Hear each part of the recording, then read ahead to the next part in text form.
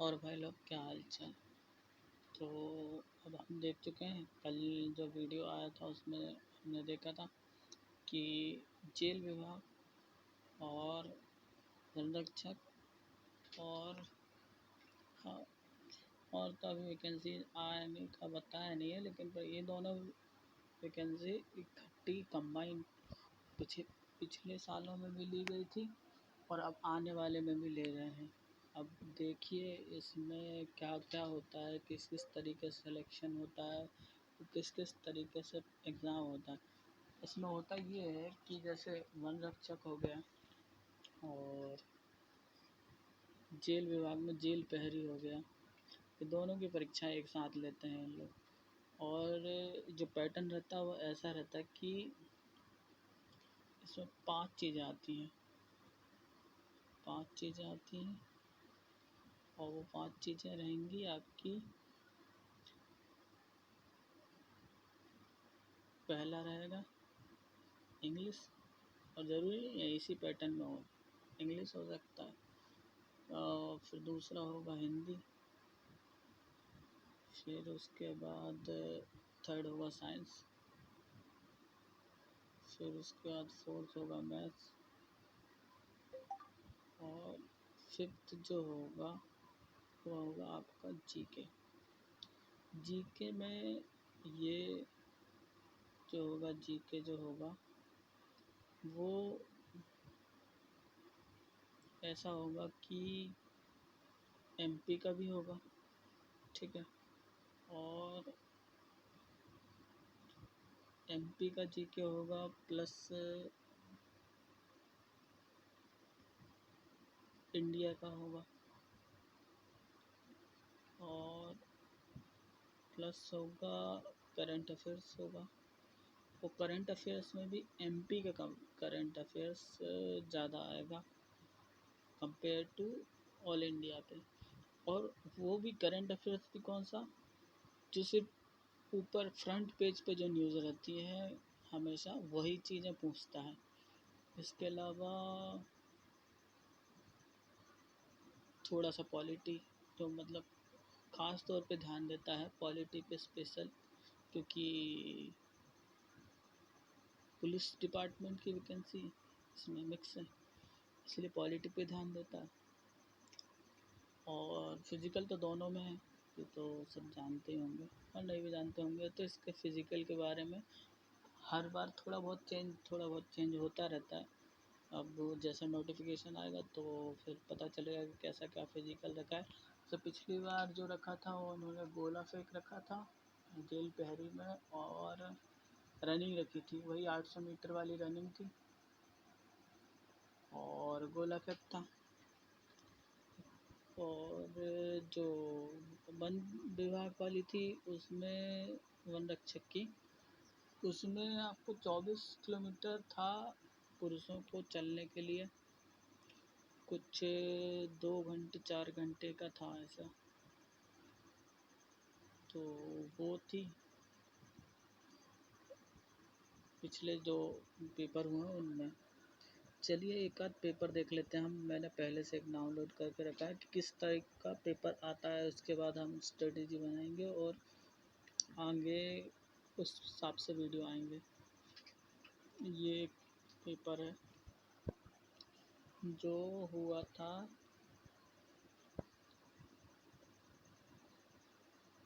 देखिए ये 2017 की वैकेंसी आई थी, जो मैंने बताया था आपको 3 साल पहले जो वैकेंसी आई थी।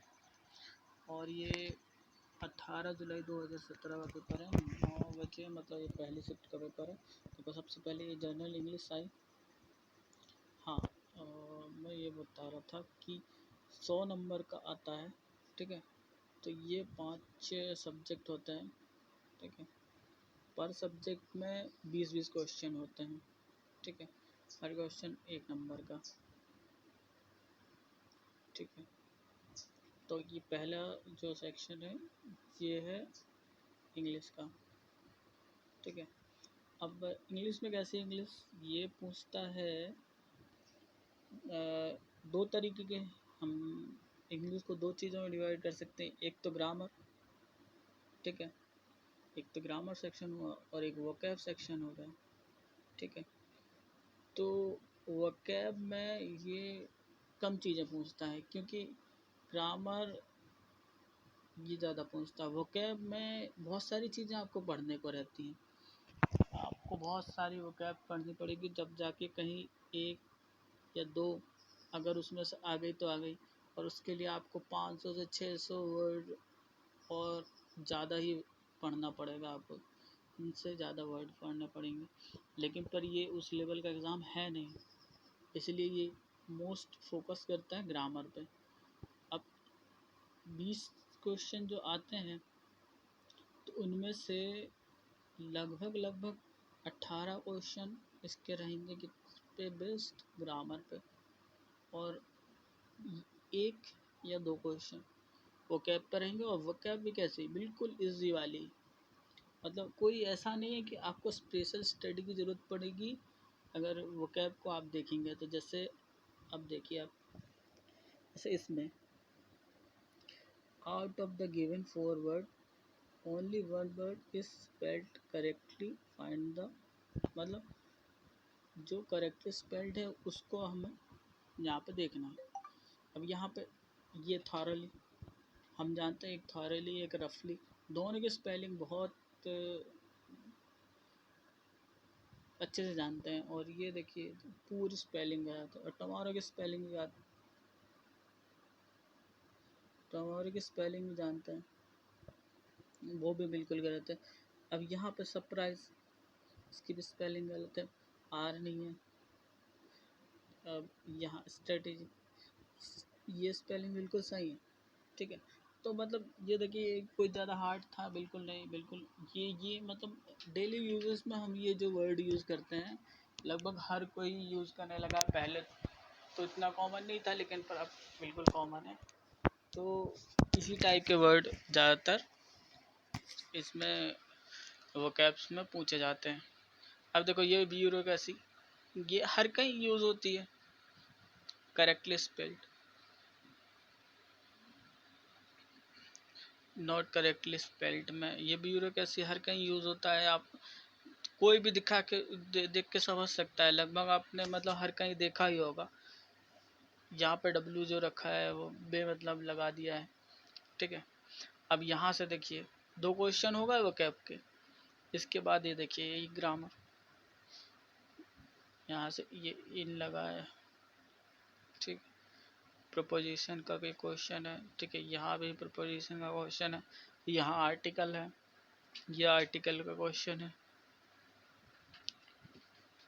ये ग्रामेटिकली करेक्ट, ये देखना है, ठीक है। ये 2 क्वेश्चन एरर डिटेक्शन वाले हैं, ठीक है। अब ये फिल इन द ब्लैंक, ये भी पूरा ग्रामर पे बेस्ड रहता है, ठीक है। ये भी कंजक्शन इंटरजेक्शन, मतलब पूरा ग्रामर बेस्ड रहेगा। ये 2 क्वेश्चन जो वोकैब के मिले होंगे वो इतने आसान रहते हैं कि मतलब कोई भी लगभग कर सकते हैं ये पूरा क्वेश्चन। अब बाकी सब चीज़ देखिए 19-20 क्वेश्चन होगा, जहाँ से कोई से भी क्वेश्चन आया वोकैब पे नहीं, सिर्फ 2 क्वेश्चन थे, वो भी इतने सिंपल थे कि कोई भी कर सकता था। तो वोकैब जो आएंगे वो बहुत इजी आएंगी, लेकिन पर ऐसा हिंदी में नहीं होता है। हिंदी में जस्ट उल्टा होगा, वहाँ पे पोर्शन ग्रामर का कम रहेगा, वोकैब का ज़्यादा रहेगा। क्यों? क्योंकि हिंदी लगभग जितने भी बैठते हैं वहाँ पर वो हिंदी बहुत अच्छे से करते हैं, हिंदी पढ़ के जाते हैं और हिंदी मीडियम से पढ़े हुए ज़्यादातर होते हैं, इसलिए हिंदी थोड़ा टफ पूछता है वो। और इंग्लिश बस जस्ट नॉलेज आपका चेक करता है, ग्रामर पे कैसी पकड़ है, और थोड़ी वोकैब्स अच्छी होनी चाहिए, थोड़ी सी, मतलब नॉर्मली इतनी होती है। और अब यहाँ से जनरल साइंस की बात शुरू होती है। जनरल साइंस में 20 क्वेश्चन आते हैं, लेकिन पर याद रखिएगा कि वो क्वेश्चन सीधे नहीं होते हैं। आपने जो पढ़ा है, ठीक है, हमने पढ़ा, जैसे क्वेश्चन दिखाते हैं आपको, एक विद्युत धारा उत्पन्न करती है, एन इलेक्ट्रिक करंट प्रोड्यूस। अब देखो जिसमें क्वेश्चनों में आप देखेंगे कि सवाल वो बहुत इजी होते हैं, ठीक है, लेकिन पर उनकी या तो भाषाएं बहुत घुमा फिरा के होती हैं, या फिर ऐसी होती हैं उनका ट्रांसलेशन ऐसा होता है कि मतलब उनका अर्थ कुछ और निकल जाता है। इन्हीं चीज़ों में वो आपको घुमा कर रख देता है पूरे साइंस में। इसके और कभी कई बार ऐसे भी होता है कि हमने चीज़ें कुछ पढ़ी हैं वो एनसीईआरटी में है, और हमने स्टेट बोर्ड में जो चीज़ें पढ़ी हैं वो अलग है। एनसीईआरटी में बहुत सारी चीज़ें डीप में भी दी गई हैं, जैसे कि हम लोग पढ़ते हैं आईयूपीएससी में, वो 10th क्लास में नहीं था, और ये जो पेपर आएगा वो 10th बेसिस पे बनेगा। और जो आईयूपीएससी ने हमने पढ़ा था 11th क्लास में स्टेट बोर्ड में, और एनसीईआरटी में वो चीज़ 10th क्लास में थी। तो अब जब यहाँ पे पेपर होगा तो वो आईयूपीएससी ने पूछ लेगा, क्योंकि वो बनाएगा एनसीईआरटी देख के, ना कि वो स्टेट बोर्ड की किताबें देख के बनाएगा। इसलिए हमें ये चीज़ों का ध्यान रखना पड़ता है कि हमें जो रेफरेंसेस लेंगे वो हमेशा एनसीईआरटी से पढ़ के लेंगे, ख़ास तौर पे साइंस में जितना हो सके उतना एनसीईआरटी से चीज़ें हम देखेंगे निकाल के, क्योंकि उसमें थोड़ा सा हमें अच्छा नॉलेज मिलेगा। बाकी ऐसे बुकें बहुत सारी आती हैं और जिनमें कोई ज़्यादा वो नहीं, लेकिन पर नॉर्मल जो आपको जितनी जानकारी होनी चाहिए उतनी जानकारी मिल जाती है। लेकिन अच्छा नॉलेज लेने के लिए आपको थोड़ी सी एनसीईआरटी साइंस की पढ़नी पड़ेगी, क्योंकि क्वेश्चन वही होते हैं, बस ये है कि इनकी जो भाषाएं होती है और जो तरीका होता है वो थोड़ा सा घुमा के पूछता है। आपको उतना डीप पढ़ने के लिए थोड़ा सा नॉलेज होना चाहिए, उतने चीज़ों को समझने के लिए वो आपको एनसीईआरटी से मिलेगा, और अच्छा बेस बनता है जिससे चीज़ें आप कवर कर पाएंगे। वैसे हम लोग वीडियो बनाएंगे उस पर, साइंस पर भी। अब साइंस में सब चीज़ आती हैं, जैसे ये 20 क्वेश्चन पूछेगा तो उसमें से ये क्वेश्चन का डिवाइड ऐसे करेगा कि फिजिक्स के क्वेश्चन ही कम पूछेगा। फिजिक्स के क्वेश्चन पूछेगा तो सीधे एप्लीकेशन पूछेगा, ठीक है, प्रिंसिपल नहीं पूछेगा। जैसे हमने ये पहले क्वेश्चन देख लीजिए आप, सबसे पहला क्वेश्चन देखिए, एक विद्युत धारा उत्पन्न होती है, ठीक है। अब ये विद्युत धारा उत्पन्न होती है, इलेक्ट्रिक करंट प्रोड्यूस। अब यहाँ पे प्रिंसिपल क्या है इलेक्ट्रिक करंट प्रोड्यूस होने का? हम जानते हैं कि व्हेनेवर कंडक्टर, एक कंडक्टर को रखो आप किसी भी मैग्नेटिक फील्ड में, और उस पे अगर फोर्स दोगे तो वहाँ पे इलेक्ट्रिक करंट प्रोड्यूस हो जाएगा, ठीक है। अब ये प्रिंसिपल है, ठीक है, Faraday's law of electromagnetic induction. लेकिन पर यहाँ पर वो नहीं पूछा है आपसे, वो पूछेगा ही नहीं आपसे, सीधे पूछेगा कहाँ, ये केमिकल इफेक्ट, हीटिंग इफेक्ट और मैग्नेटिक इफेक्ट, सीधे एप्लीकेशन पूछते हैं, ठीक है। ये प्रिंसिपल नहीं पूछते, और हमने वहाँ पे पढ़े होंगे ज़्यादातर प्रिंसिपल हैं हमें मिलते हैं, एप्लीकेशन हम बहुत कम पढ़ते हैं, और बहुत कम मतलब याद भी बहुत कम रहते हैं। जैसे कि अब न्यूटन्स फर्स्ट लॉ की एप्लीकेशन है, सेकंड लॉ है, थर्ड लॉ है, तो इनकी एप्लीकेशन कहाँ कहाँ लगती हैं, और हमें ये चीज़ सोचनी भी पड़ती है कई जगह कि हाँ ये एप्लीकेशन वहाँ पे लग रही है। अब जैसे ये देखो, भिन्न भिन्न रंगों का प्रकाश जब वायु से होकर संचारित होता है तब ये हैविंग द इक्वल वेलोसिटी, ये चीज़ प्रिंसिपल एक अलग है और ये उसका एप्लीकेशन है, ये आपको पता होना चाहिए। आप प्रिंसिपल जानोगे तब जाकर उसके एप्लीकेशन के बारे में पता कर पाओगे। दोनों चीज़ों का आपको पता होना चाहिए, ठीक है। और आगे तो ये प्रिंसिपल बहुत कम चीज़ें पूछेगा, प्रिंसिपल पूछेगा ही नहीं आपसे, सीधे सीधे उसकी एप्लीकेशन पूछेगा।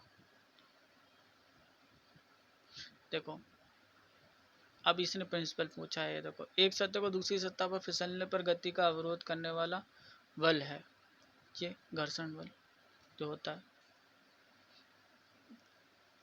अब ये पूछने का तरीका भी उसका ऐसा रहता है कि आप कंफ्यूज हो जाते हो।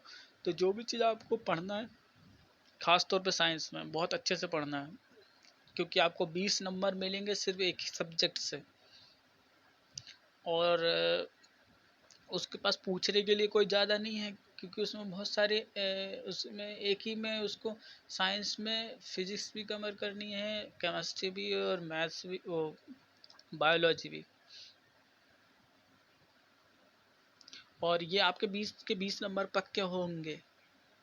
इंग्लिश में आप 16 नंबर आप आराम से ला सकते हैं, सिर्फ ग्रामर पोर्शन 16 से 17 नंबर आपके आराम से आ सकते हैं। सिर्फ ग्रामर पोर्शन तैयार करना है, ग्रामर पोर्शन मैं करवाऊँगा, आपको उसकी टेंशन लेने की ज़रूरत नहीं है।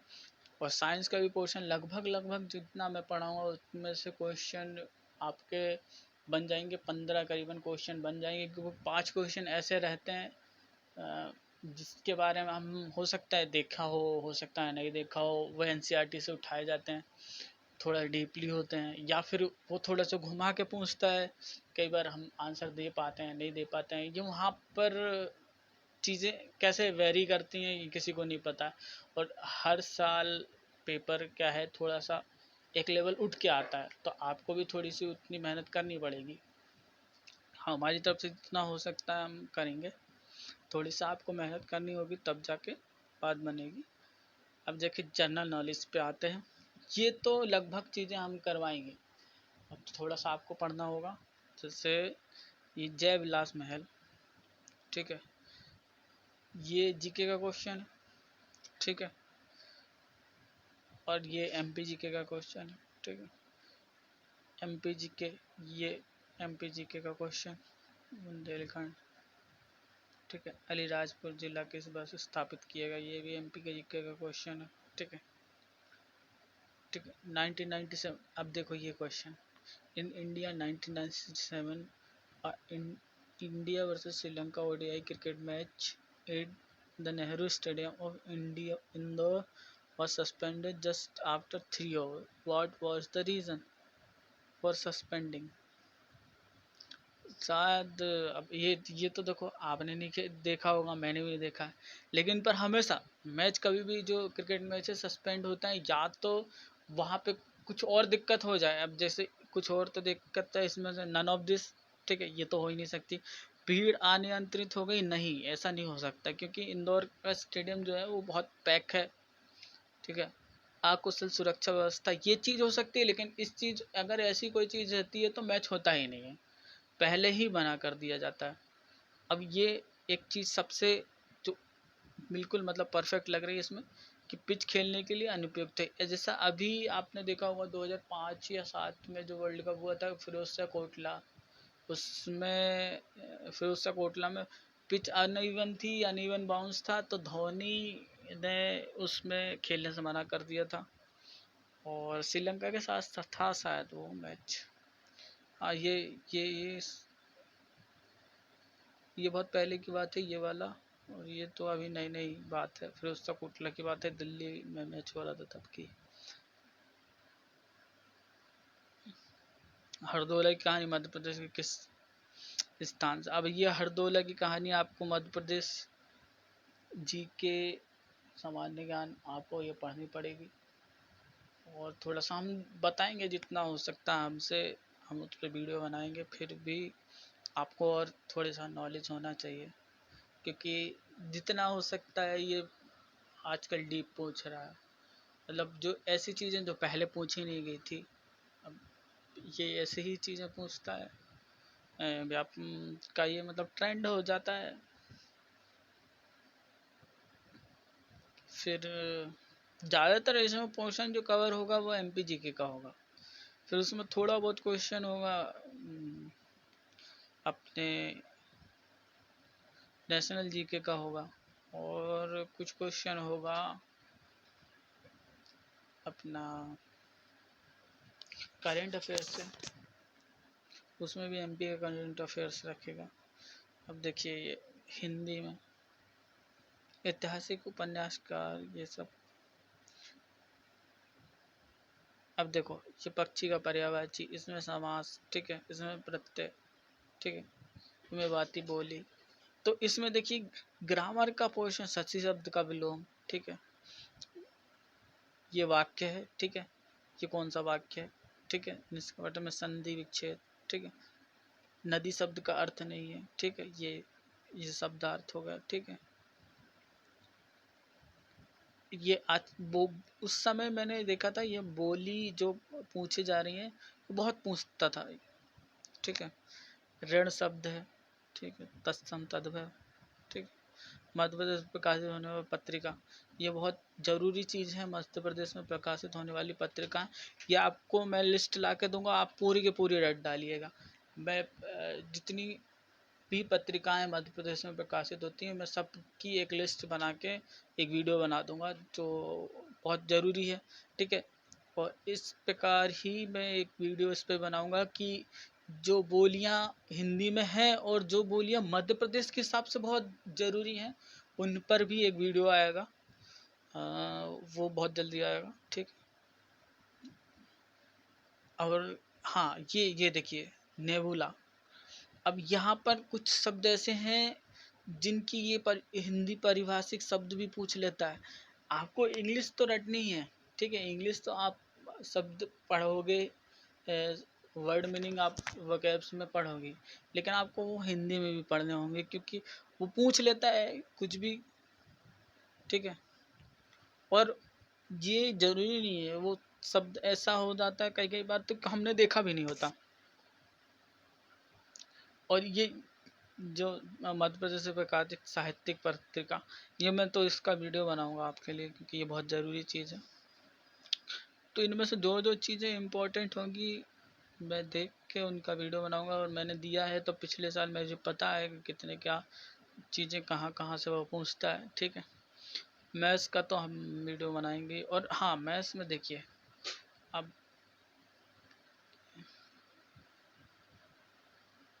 मैथ्स में क्या है उसकी भी चीज़ें बताता हूँ आपको। यहाँ पर तो उसने सीरीज पूछ ली है, ठीक है। गलत पद कौन, अब वो आपको 2 घंटे देता है, तो ये जो सीरीज होती है ना, वो ऐसी होती है कि आपको लगभग लगभग लग 10 से 15-20 मिनट लग जाएगा आपको सॉल्व करने में, ठीक है। तो ये सीरीज जो होगी वो आप 80% काम होने के बाद, मतलब जितना आपको आता है वो चीज़ें पहले करने के बाद इन चीज़ों पर जाना, क्योंकि ये सीरीज़ इसलिए ही दी जाती है कि आपका समय जाए। और यहाँ पर समय जाएगा तो आपको जो चीज़ें आती हैं, मान लो आपने टाइम दिया और आपसे ये सीरीज़ नहीं बनी या फिर गड़बड़ बन रही है, ठीक है। बनेगी वो, ठीक है। आपको लॉजिक सही सम लगा दोगे तो वो बन जाएगी, या तो बनेगी या तो नहीं बनेगी। लेकिन पर अगर टाइम आपने ज़्यादा दे दिया तो वो आपके ऊपर प्रेशर बन जाएगा, और प्रेशर बन जाएगा तो आप बाकी क्वेश्चन मैथ्स के नहीं कर पाओगे, ठीक है। जबकि क्वेश्चन देखिए आप, ये एक लाइन के क्वेश्चन होते हैं, या आप कोई सा भी चैप्टर हो, जैसे इसने ये द्विघात समीकरण पूछे हैं, तो ये आप एलजेब्रा जो होता है, बीजगणित, उसका पहला पेज ही आप देखोगे तो इसमें यही चीज़ें जानकारी है। द्विघात समीकरण कैसा होता है, इसके मूल कैसे निकाले जाते हैं, ठीक है। अल्फ़ा बीटा गामा क्या होता है, अल्फ़ा बीटा कैसे निकाले जाते हैं, ठीक है। विविध कर का जो सूत्र है वो क्या होता है, ये तो आपको पहले पेज पर ही आप कोई सी भी अलजेब्रा में उठा के देखेंगे। आप 10th क्लास की एनसीईआरटी पकड़ लीजिए या फिर कोई सी भी बुक उठा के लीजिए, उसमें जो पहला चैप्टर होगा अलजेब्रा का, पहला पन्ना होगा, तो उसमें आपको ये चीज़ मिलेगी, ठीक है। अब ये यदि एक संभावित त्रिभुज का परिमाप इतना, उसका क्षेत्रफल, परिमाप क्षेत्रफल, ये भी आपको पहले ही पन्ने में उसके फॉर्मूले मिल जाएंगे, और आप उसमें रखोगे तो आपको आंसर मिल जाएगा।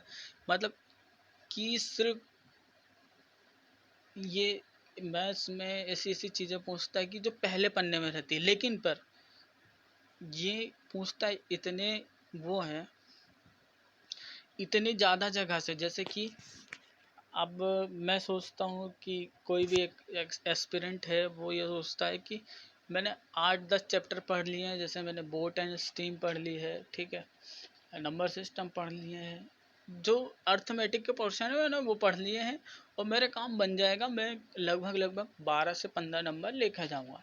लेकिन ऐसा नहीं होता मेरे भाई, आपको 18 से 20 नंबर लेके आने हैं, क्योंकि मैथ्स का पोर्शन ऐसा है कि लगभग मैं बता रहा हूँ बहुत लोग ऐसे होंगे जिन्होंने सब चीज़ पढ़ रखी है, ठीक है। तो आपको 20 नंबर लगभग लाने ही हैं मैथ्स में।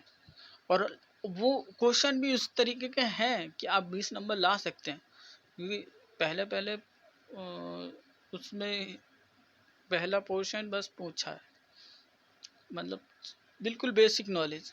ठीक है, अब ये 2 रेलगाड़ियाँ और उनको इतने इतने सेकंड पे आती, तो इसमें कोई बड़ी बात नहीं है ये निकालना। ठीक है, और मैं आपको बताऊंगा कैसे करते हैं ये सबसे छोटी भिन्न बड़ी भिन्न। ये देखिए, चलिए ठीक है, आज यही तक के लिए वीडियो बनाते हैं, बाकी अगले में अब हम आगे का काम शुरू करेंगे जिसमें हमारे टॉपिक ओरिएंटेड वीडियो आएंगे। और हाँ, मैं एक और बात कहना चाहता हूँ आप सभी से कि जैसा कि हम देख रहे थे 3 साल से कोई भी वैकेंसी नहीं आ रही थी, तो इसके लिए